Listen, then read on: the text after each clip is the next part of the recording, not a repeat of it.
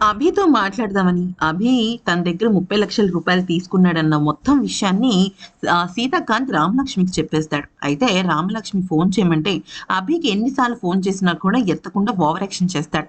ఇలా లాభం లేదని చెప్పేసి సీత రామాన్ని తీసుకొని తన దగ్గరికి వెళ్ళిపోతాడు. ఎవరి దగ్గరికి? ఆహ్, మన అభి దగ్గరికి వెళ్ళిపోతారనమాట. అయితే ఇక అభి దగ్గరికి వెళ్ళేసరికి వాళ్ళ అమ్మ ఇంట్లోనే ఉంటుంది. అయితే ఇక వాళ్ళ అమ్మతో ఈ అభి ఓవర్ యాక్షన్ చేస్తూ ఉంటాడు.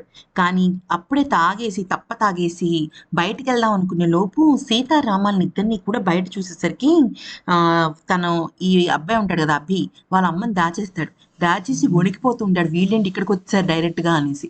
అయితే ఇక లాభం లేదని చెప్పేసి తలుపు తీసి బయటికెళ్తూ ఉంటాడు. అయితే సీతాకాంత్ ఏమో మొన్న నా దగ్గరికొచ్చి మా అమ్మ ఒంట్లో బాలేదని అంత ఏడ్చిన వాడు ఇప్పుడేంటి ఇంత కూల్‌గా ఉన్నాడని అనుమానం పడడం స్టార్ట్ చేస్తాడు. అయితే ఇక అభికి ఆ విషయం అర్థమైపోతుంది. ఏంటి మీ అమ్మగారికి ఒంట్లో బాలేదన్నావు, ఆపరేషన్ అన్నావు.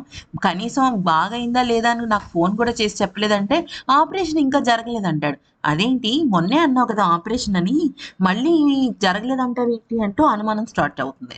అయితే ఏదో కల్లబుల్లి కబుర్లు చెప్తే, నేను నీతో 5 నిమిషాలు మాట్లాడాలంటే, లేదు సార్ నేను అర్జెంట్‌గా హాస్పిటల్‌కెళ్ళిపోవాలంటాడు. అవన్నీ కుదరదు. నువ్వు రా నాతో పాటు అని చెప్పేసి సీత అభి మీద డౌట్ పట్టడం స్టార్ట్ చేస్తాడు.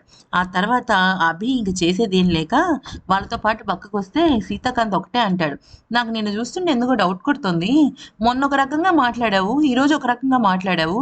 నీ మాటలకి, బిహేవియర్‌కి అసలు సంబంధం లేదు అనంగానే ఆ అభి గాడికి దోల తీరిపోద్దనమాట.